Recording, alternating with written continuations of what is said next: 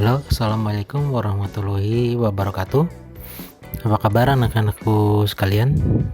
Kita berjumpa lagi dalam pelajaran Bahasa Indonesia. Kali ini membahas tentang judul atau materi teks persuasif.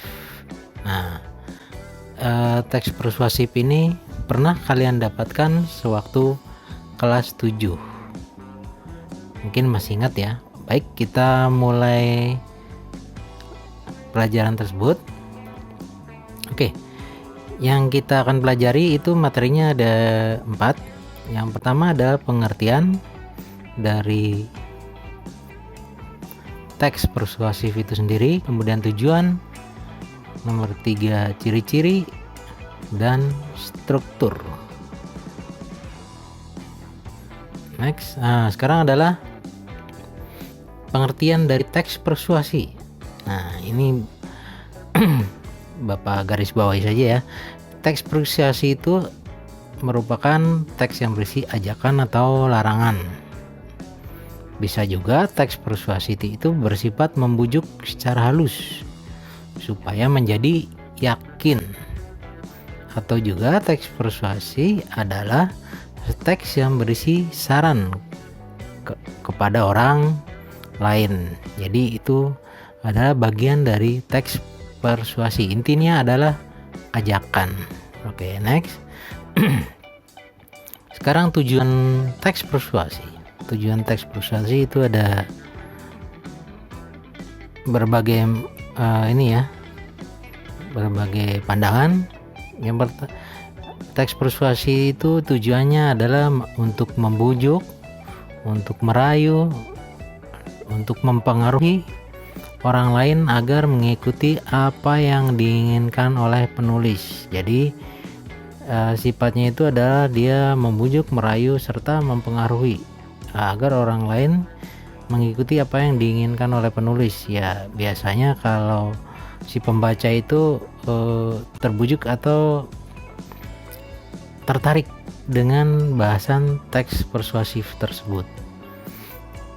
Nah, kemudian ini ada ciri-ciri teks persuasif atau ciri-ciri teks persuasi. Itu ada 4. Yang pertama itu berisi argumen atau pendapat beralasan kuat yang disertai data dan fakta. Jadi alasan kenapa itu harus kuat dan harus disertai data dan fakta yang ada pada teks tersebut.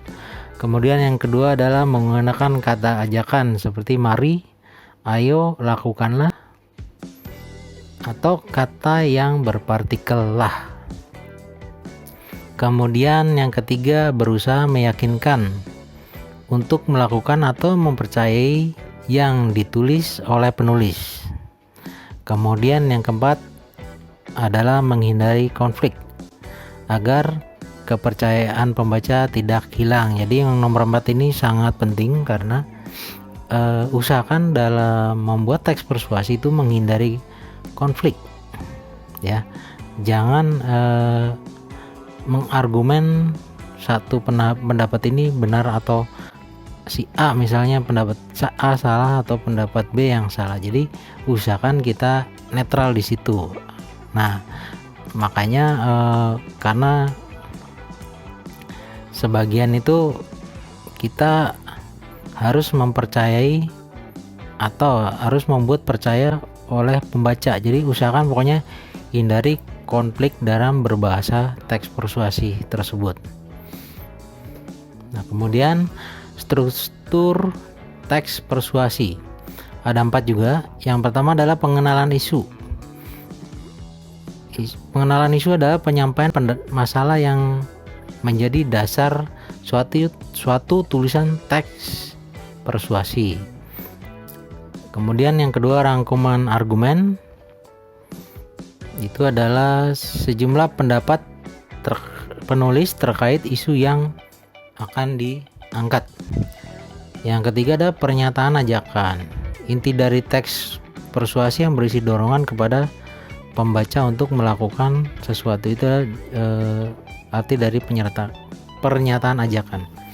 Kemudian penegasan kembali. Penegasan kembali itu adalah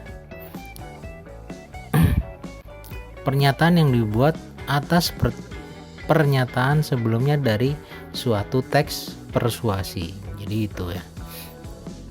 Nah, berikutnya adalah contoh. Ini contoh Bapak ambil dari buku paket Bahasa Indonesia kelas 8, itu yang edisi 2017 halaman 179. Ini ada dua di sini. Yang pertama coba lihat yang A. Kita lihat ya, pembangunan kota di Jakarta dan sekitarnya harus betul-betul mengacu pada peruntukan wilayah. Perusahaan lingkungan di wilayah resapan air seperti Puncak dan Bogor juga harus dihentikan. Nah, kalau bisa begitu, sudah barang tentu banjir di Jakarta tidak akan terjadi. Nah, jadi pembahasannya seperti ini. Pembahasan tersebut adalah ajakan dalam teks A tersembunyi di balik pernyataan, sehingga teks A termasuk dalam teks persuasi karena mengandung suatu himbauan, yaitu himbauan agar pembangunan kota di Jakarta mengacu pada peruntukan wilayahnya. Jadi seperti itu. Kemudian yang kedua, yang B. Nah, ini agak panjang. Kalau Anda kehabisan tempat menginap di hotel-hotel berbintang, jangan khawatir. Toh tujuan Anda menikmati alam pedesaan. Anda bisa memilih penginapan sederhana dengan harga sangat murah. Hampir semua penginapan kecil ini juga terjaga kebersihannya. Ada yang unik menyangkut tempat-tempat penginapan di Sangkanhurip. Hampir semua hotel berbintang atau penginapan kecil menyediakan fasilitas air panas alami. Bedanya, hotel-hotel bisa diatur suhunya. Di penginapan kecil benar-benar mengandalkan kehendak alam. Jadi pembahasan di sini adalah, lihat di situ, pembahasan pada teks B termasuk dalam teks persuasi karena mengandung unsur anjuran untuk melakukan sesuatu, yaitu memilih penginapan sederhana dengan harga murah ketika kehabisan tempat menginap di hotel-hotel berbintang. Jadi seperti itu contoh dari teks persuasi. Jadi bentuknya itu semuanya adalah ajakan, himbauan atau anjuran. Itu adalah teks persuasi. Nah, bagaimana anak-anakku sekalian, sudah paham?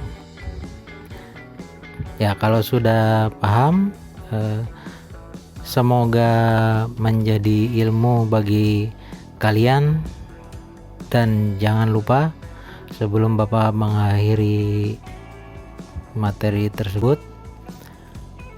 selalu jaga kesehatan, terus jangan lupa gerakan 3M, dan semoga sehat selalu di masa pandemi ini. Salam sejahtera. Wassalamualaikum warahmatullahi wabarakatuh. Terima kasih.